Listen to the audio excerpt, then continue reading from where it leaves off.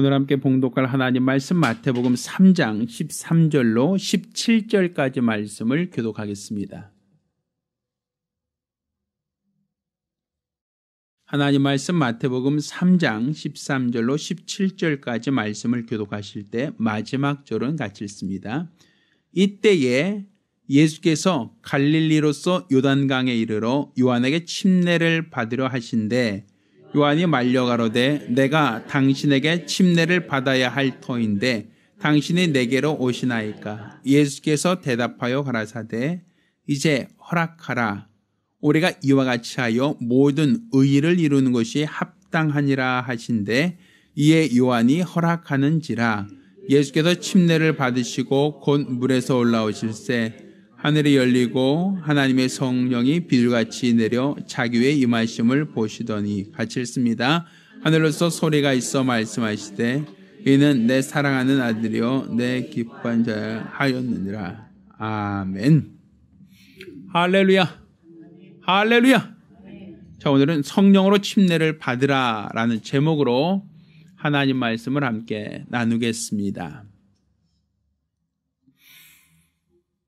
하나님은 삼위가 일체가 되시는 분이십니다. 그러니까 지금 우리가 믿는 하나님, 지금 저와 여러분 믿고 있는 하나님은 삼위일체 하나님이시다라는 얘기입니다. 사실 삼위일체라고 얘기하는 것은 아버지 하나님과 그 아들 예수 그리스도와 성령 하나님께서 삼위가 일체가 되시는 분이시다라는 그런 의미가 있습니다. 사실 삼일체라고 하는 이 말은 많이 들어보셨지만 삼일체라는 것을 설명하는 데 있어서는 굉장히 까다롭습니다. 그도 그럴 것이 삼위라고 하면 자리 위자를 씁니다. 그러니까 세 분의 자리라는 얘기가 되고 일체라고 하면 몸체자를 쓰니까 몸은 하나다라는 의미가 될 겁니다. 그러니까 한문 그대로 풀어본다면 세 개의 자리와 하나의 몸 이런 표현이 된단 말이죠. 그러니까 삼위일체라는 그 말 자체의 의미로 본다면 세 개의 자리가 있고 한 개의 몸이다라고 하면 사람들이 엄핏 생각할 때 뭐가 생각나냐면 제가 이 자리에 서 있죠. 제가 이 자리에 서 있을 때는 목사로 서 있습니다. 그렇지만 제가 집에 귀가하여 제 아내하고 얘기할 때는 남편으로서 얘기를 하겠죠. 그렇죠. 우리 아이가 나를 찾으면 우리 아이에게는 아버지로서 얘기하겠죠. 그러니까 내가 몸은 하나지만 목사로서의 역할과 남편으로서의 역할 또한 우리 아이들에게는 아버지로서의 역할을 하겠죠. 그러니까 몸은 하나이지만 각각의 역할을 달리 할 수 있다라고 할 때 우리는 몸은 하나, 역할은 각각의 역할 이렇게 표현할 수 있을 겁니다. 그런데 삼일체를 이렇게 표현하면 안 돼요. 삼일체는 하나님이 한 분이신데 그런데 여기 있을 때는 목사, 여기 있을 때는 아빠, 여기 있을 때는 아들 뭐 이런 식이 된다면 이걸 우리는 양태론이라고 얘기합니다. 이거는 성경적으로 봤을 때는 올바른 믿음이라 볼 수 없어요. 그러니까 우리 하나님을 어떠한 모양에 따라서 상태에 따라서 어떤 변하는 분으로서 이해해서는 안 된단 말입니다. 그러면 우리가 삼위일체라고 하는 말을 어떻게 알고 어떻게 믿어야 하는가? 또 그렇게 어려운 것은 신학자들이나 알 것이고 우리는 사실은 몰라도 큰 문제가 없지 않는가라고 생각하겠지만 그렇지만 성경은 우리에게 죄를 얘기할 때 죄라고 하는 원어적 표현은 관역에서 벗어났다, 관역에서 빗나갔다라고 하는 것이 원어로 볼 때 죄라고 표현하는 겁니다. 그러니까 우리가 믿음의 대상이 누구신지를 모르고 신앙생활하면 그의 열심이, 그의 수고가 다 죄가 될 수 있다라는 얘기입니다. 왜? 관역에서 벗어났으니까. 그러니까 내가 예배를 드리면서도 내가 예배를 드리는 그분, 그 하나님을 모르고 예배 드린다면 세상 종교와 같이 그냥 비나이다라고 열심히 치성을 드렸다 할지라도 그것은 죄가 될 수 있다는 얘기입니다. 왜? 관역에서 벗어났으니까. 우리가 헌금을 하고 찬양을 할 때도 내 헌금을 받으시는 분, 내 찬양을 받으시는 그분을 알지 못하고 한다면 그것도 또 죄가 될 수 있다는 얘기입니다. 내가 하나님 앞에 봉사하며 하나님 앞에 수고하는 모든 직분도 누구 앞에 하고 있는가라고 할 때 그 대상을 모르고 한다면 그 역시도 하나님을 기쁘시게 할 수 없다는 얘기입니다. 그러니까 결국 우리가 믿음의 대상을 정확하게 알고 신앙생활하는 것이 중요한데 문제는 우리가 믿어야 할 그분이 누구시냐? 삼위일체라는 것이죠. 물론 저희 교회도 삼위일체라는 이 규례에 대하여 믿음을 가지고 있습니다. 그렇지만 성경은 이 삼위일체라고 하는 구체적인 표현을 성경의 기록으로 남기고 있지는 않아요. 그러다 보니까 많은 사람들이 오해를 하고 있는 겁니다. 굉장히 어려운 신학적인 논쟁이라고만 생각하는 겁니다. 그런데 이것을 우리가 좀 다른 표현으로 삼위일체를 표현한다면 일체라고 할 때 몸뚱아리 하나로만 얘기하고 삼위라고 하니까 자리가 셋이 있는 몸 하나다라고 자꾸만 이 잘못된 생각을 하게 되니까 성경에서는 그러면 이 삼위일체를 무엇이라고 말하고 있고 누가 어떻게 말했는가라는 것을 우리가 먼저 찾아볼 필요가 있습니다. 성경은 하나님을 설명할 때 유일하신 참 하나님이라고 이야기를 합니다. 그래서 유일하시다라고 하는 의미를 강조하기 위해서 우리는 하나님을 부르는 호칭을 하나님, only라고 하는 의미로 하나라는 표현을 쓰고 있는 겁니다. 오직 그분만이 한 분이시다라는 얘기죠. 구약 성경에 나오는 모든 하나님은 바로 유일하신 참 하나님을 강조하고 있는 겁니다. 구약 시대에 이스라엘 사람들이 믿고 섬겼던 하나님은 바로 여러 신들 중에 한 분의 하나님이 아니라 그분 외에는 다른 신이 없는 그분만이 유일하신 참 신이시다라고 하는 게 바로 구약의 믿음, 율법 가운데 있는 이스라엘 사람들의 믿음이었습니다. 그런데 이렇게 유일하신 참 하나님을 믿는 그들에게 예수께서 말씀이 육신을 입고 오셨단 말입니다. 그리고 예수께서는 하나님을 지칭하여 아버지라고 하고 자기는 하나님의 아들이라고 표현한단 말이죠. 그러니까 이스라엘 사람들이 봤을 때는 예수 그리스도는 하나님은 유일하신데 그에게 아들이 있다라고 얘기하면 하나의 둘이에요. 둘이 되지 않습니까? 왜 우리가 사람이 자녀를 낳으면 사람이 곰이나 호랑이를 낳습니까? 사람을 낳겠습니까? 그렇죠. 내가 결혼하면 아이를 사람을 낳겠죠. 그렇죠? 또 뭐 고양이가 새끼를 낳으면 고양이를 낳겠습니까? 개를 낳겠습니까? 당연히 고양이가 새끼를 낳으면 고양이를 낳겠죠. 왜? 새끼는 어미와 형질이 같아요? 달라요? 같지 않습니까? 그러니 예수가 하나님의 아들이라고 얘기하면 하나님을 신이라고 말하고 있으니까 예수는 신이 됩니까? 아닙니까? 신이라고 할 수 있죠.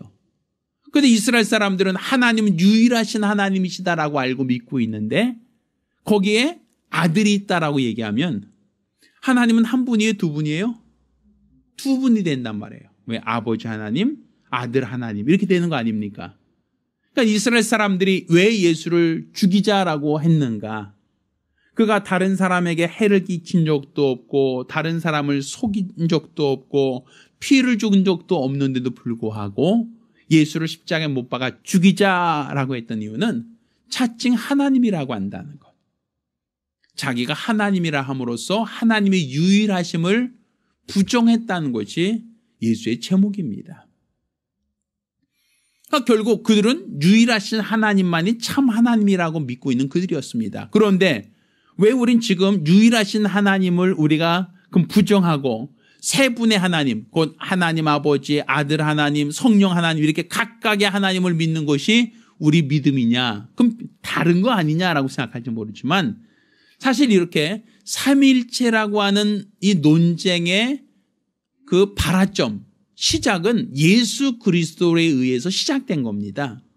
신학자들이 삼위일체라는 교리를 만들어 놓고 그 다음에 우리에게 믿으라고 한 게 아니라 예수가 오심으로써 비로소 삼위일체에 대한 문제가 생긴 겁니다. 왜? 우리가 알고 있는 것처럼 영생은 곧 유일하신 참 하나님과 그의 보내신 자 예수를 뭐 하는 것이다?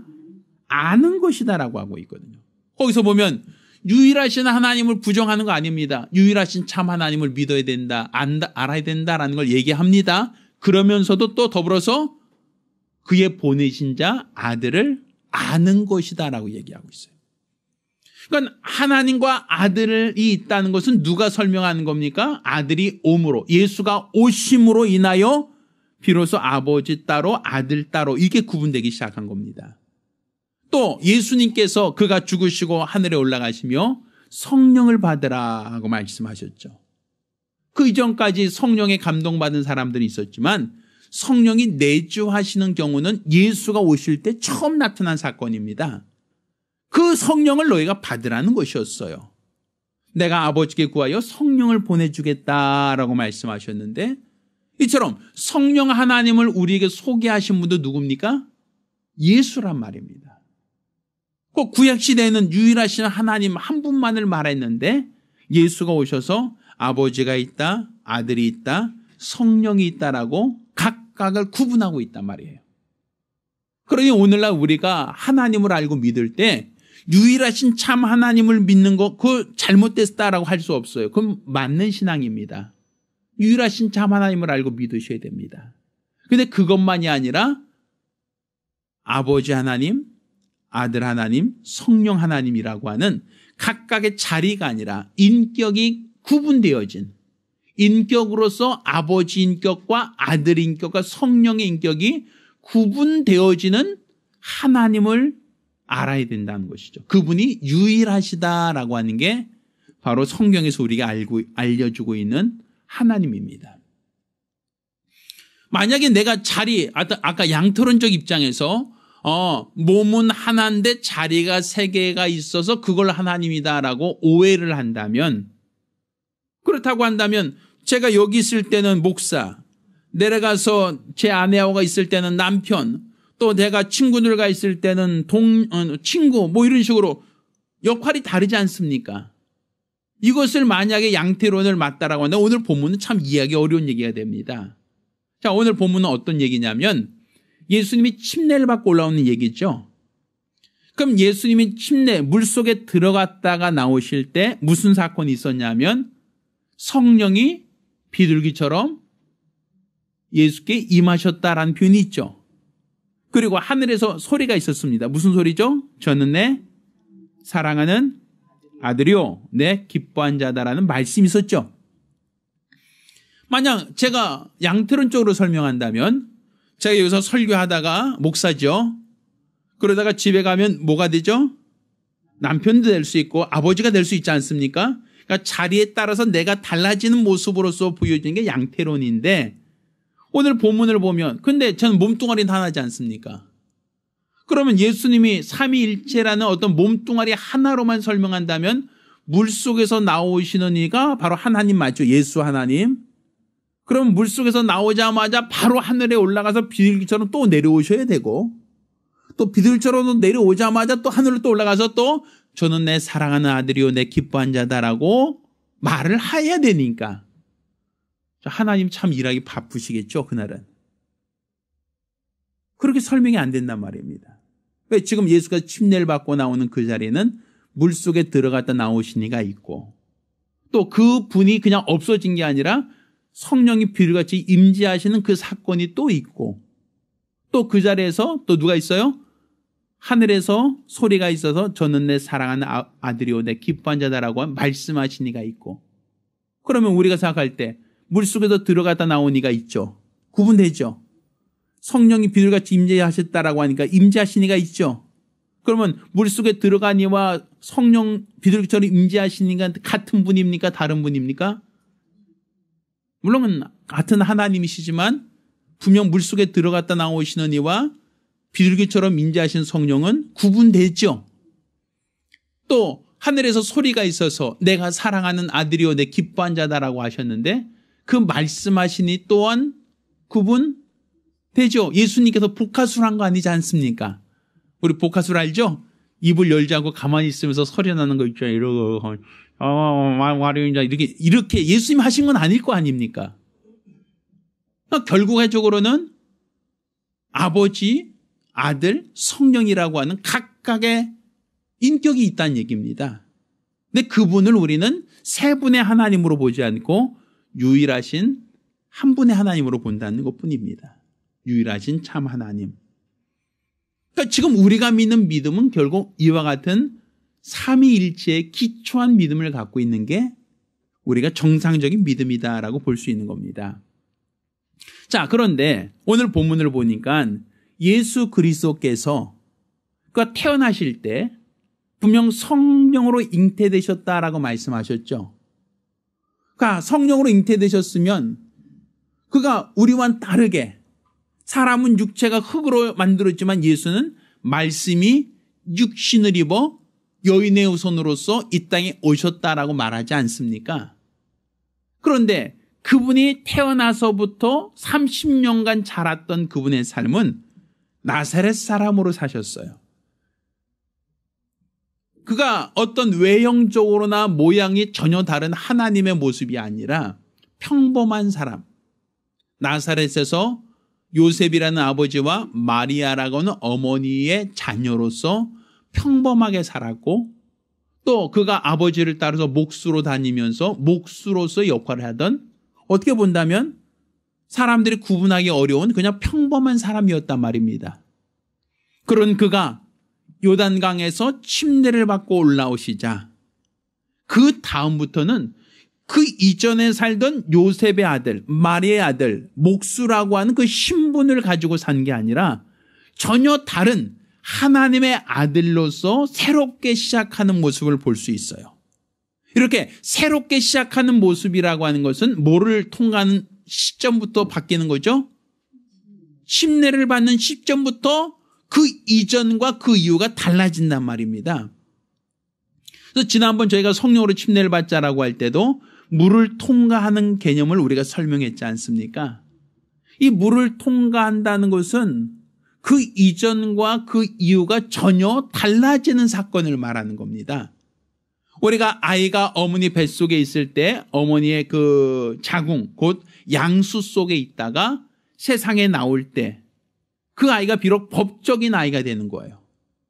그 생물학적으로 어머니 뱃속에서 자랐지만 그 아이를 아직 법적으로 살아있는 아들로서 인정하지 않죠. 그렇지만 그 아이가 출산하고 나면 비로소 그는 어머니와 다른 인격, 어머니와 다른 법적인 존재라고 우리 인정하게 되죠.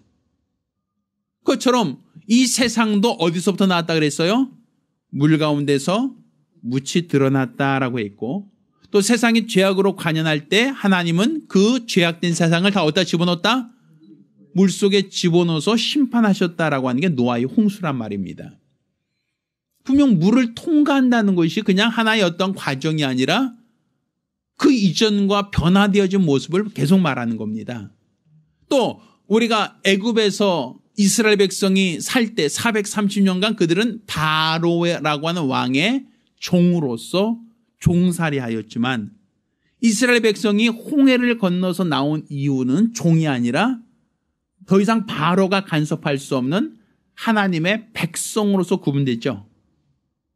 또 광야에서 광야 생활하던 사람들이 가나안으로 들어갈 때도 뭘 건너요? 요단강이라는 또 다른 강을 건너서 들어가게 하신단 말이에요. 그러니까 분명 성경을 보면 전부 다 뭘 통해요? 물을 통과해야만 새로운 이전과는 달라진 이전과는 변화되어진 모습을 계속 그 시점을 물을 통과하는 과정으로서 삼고 있단 말입니다. 그러니까 예수 그리스도께서도 나사렛 사람으로서 30년 동안 목수로 살던 그분이 요단강에서 침례를 받고 난 이후부터는 더 이상 목수로 살지 않고 변화되어진 하나님의 아들 메시아로서의 삶을 사는 것을 우리가 보게 됩니다. 단지 물을 통과한다는 것은 그냥 하나의 어떤 형식적인 어떤 통과 의례가 아니라 이전과는 전혀 달라지는 이전과는 새롭게 변화되어지는 변화를 말하는 겁니다.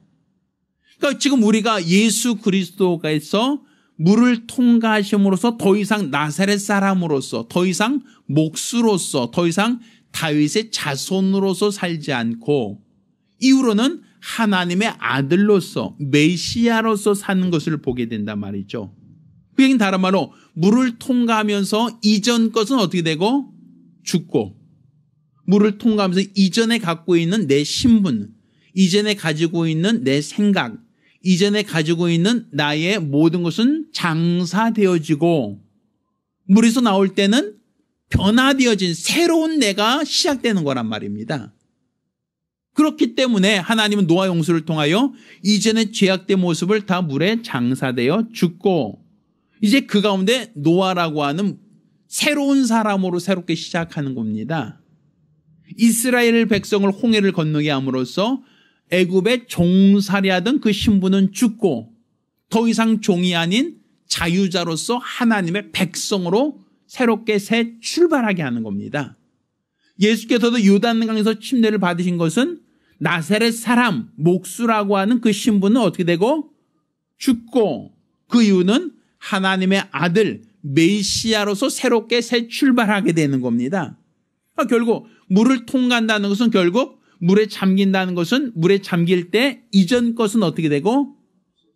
죽고, 그 다음에 새로운 신분, 새로운 곳으로 새 출발하는 걸 말한단 말이죠.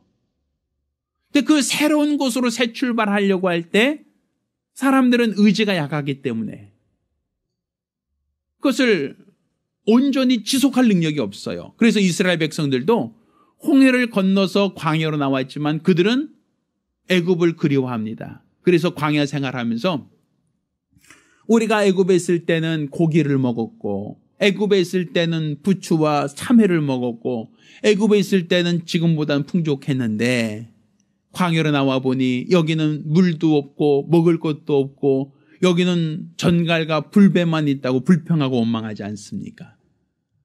결국 물을 통과해서 나왔더니 그 이전의 모습을 그리워하고 그때의 모습을 회상하지 않습니까? 그러다가 그들은 다 광야에서 멸망당하는 위치가 되었단 말입니다. 그렇게 하나님께서는 물을 통과한다는 것은 이전 것을 연장한다는 것을 원하지 않아요. 이전에 가지고 살던 삶을 계속 연장하는 맥락으로서 물을 통과하는 게 아니라 이전에 가지고 있던 모든 것은 물에 장사하고 새롭게 새 출발하기를 원한단 말입니다. 그러면 우리가 예수께서 요단강에서 침례를 받고 올라오실 때 성령이 그에게 임재하신 이유, 그것은 더 이상 과거 요셉의 아들 마리아의 아들로 목수로서 살던 그 과거로 돌아가라는 게 아니라 이제는 성령에 이끌려서 새로워지라는 얘기입니다. 성령으로 인하여 변화되라는 얘기입니다. 옛사람은 죽고 새 사람으로 살라는 겁니다. 그 새 사람으로 살 때 그를 이끄는 것은 자기의 생각이나 자기의 감정이나 자기 판단이 아니라 누가? 성령이 그를 주장하시고 성령이 그를 인도하시고 성령에 의해서 살 수 있기를 원한다라는 얘기입니다. 이스라엘 백성이 애굽에서 나와서 홍해를 건넜습니다. 그리고 광야길을 걷는 동안은 자기들이 가고 싶은 곳으로 간 게 아니라 구름 기둥과 불 기둥이 이스라엘 백성을 인도하였고 그 구름 기둥과 불 기둥의 인도를 받아서 그들이 가나안 땅으로 인도받았던 것처럼 바로 우리가 물을 통과하면 이제 물을 통과했다 끝이다가 아니라 그때부터 시작이라는 거예요. 물을 통과하는 그 시점이 끝이 아니라 그때부터 시작인데 어떻게 시작하는가? 성령으로 시작하라는 겁니다. 성령이 너를 인도하게 하라는 거예요. 그래서 예수께서 침례를 받고 올라오실 때 성령이 비둘같이 그에게 임재하셨다라는 얘기는 그냥 성령 받았다, 물에서 나왔다는 그 징표 받았다는 게 아니라 이후로는 이전까지는 내가 목수로 살았고 이전까지는 내가 요셉과 마리아의 아들로 살았지만 이후부터는 성령으로 살라는 겁니다. 성령이 너를 이끄시는 대로, 성령이 너를 인도하시는 대로, 성령께서 감동하신 대로 네가 성령을 따라 행하라 라고 한 얘기합니다. 그러니까 내 생각, 그러니까 내가 물속에 들어갔다는 게 내 몸뚱아리만이 아니라 내 생각과 내 판단과 내 모든 것도 이제 다 장사되고 이제 성령의 메인바되라는 겁니다. 그래서 너희가 내 안에 거하고 내 말이 너희 안에 거하면 무엇인지 원한 대로 구하라. 그럼 이루리라 하신 것처럼 우리가 물속에 들어가는 것은 그분 안에 들어가는 겁니다. 또 주의 말씀이 내 안에 거하면이라고 되어 있지 않습니까? 그러니까 성령이 내 안에 거하여 그분이 나를 주장케 하라는 거예요. 그러니까 우리가 물속에 들어감으로써 너희가 내 안에 거하고 할지처럼 우리가 그 안에 들어가면서 옛사람이 장사되고, 그리고 내 말이 너희 안에 거하면이라는 말씀처럼 우리가 성령이 내 안에 내주하시면 이제 그분이 나를 이끄시고 그분이 나를 인도하신 대로 따라야 한다는 것이 바로 성경적인 시작을 말하는 겁니다. 그러니까 우리가 금년도 성령으로 침례받자라고 한 얘기는 이렇게 완전히 옛사람이 장사되고 성령으로 인도받는 새로운 피조물이 되어야 된다라는 얘기입니다. 이것을 우리는 성경의 거듭남이라고 표현하는 겁니다. 어머니 태중에서 난 물속에서 태어난 것만이 아니라 성령으로, 물과 성령으로 거듭나야 한다라고 표현하는 겁니다. 그러니까 지금 우리가 과연 성령으로 거듭난 자들인가? 얘기는 다른 말로 옛사람, 예수께서 나사렛 사람으로서 다시 회귀되어 이전으로 돌아갔느냐, 아니면 새롭게 변화되어서 하나님의 아들로서 일평생 사셨는가라는 걸 볼 때 우리는 성령으로 인도받는 삶은 이전과는 구분되어진, 이전과는 달라진 완전히 새로운 피조물로서 성령의 인도를 받는 삶, 이게 바로 하나님이 원하신 삶이고 이게 바로 우리 하나님이 기뻐하신 삶이다라고 말할 수 있는 겁니다. 우리가 하나님과 아들 또 성령이라고 하는 그 하나님, 각각의 하나님, 삼위일체의 하나님을 말하고 있는 이유는 우리와 무관하기 때문이 아닙니다. 우리 믿음의 대상으로서의 하나님, 또 우리 죄를 위하여 대속하신 구세주로서의 하나님, 그리고 오늘날 우리가 인도를 받아야 할 우리의 감화 감동하시는 하나님, 그 하나님의 각각의 역할을 우리가 알아야 한다는 것입니다. 내게 복을 주시는 분, 또 나를 사랑하사 아들까지도 아끼지 않으신 아버지 하나님의 그 은혜와 사랑을 알아야 되고, 또 우리 죄와 허물을 대신하여 십자가 달려 죽기까지 희생하신 그리스도 예수의 공로를 우리는 알고 그 은혜를 받아야 하며, 또 그것으로서 끝나는 게 아니라 이후의 모든 삶을 성령의 감동을 받아 성령으로 인도를 받는 성령 충만한 성도의 삶을 사는 것, 이게 바로 하나님이 자기 자신을 아버지와 아들과 성령이라고 하는 각각의 인격으로 우리에게 자신을 나타내신 이유이기도 합니다. 따라서 우리가 그냥 하나님을 막연하게 삼위일체로만 우리가 이해할 것이 아니라 예수 그리스도를 통하여 우리에게 뭘 보여주십니까? 하나님께서, 삼위일체 하나님께서, 유일하신 분께서 왜 각각의 인격을 통하여 왜 우리에게 물을 통과하는 과정을 왜 보여주십니까? 그리고 그 변화된 모습을 어떻게 변화되라고 보여주신 그 이유가 무엇이겠습니까?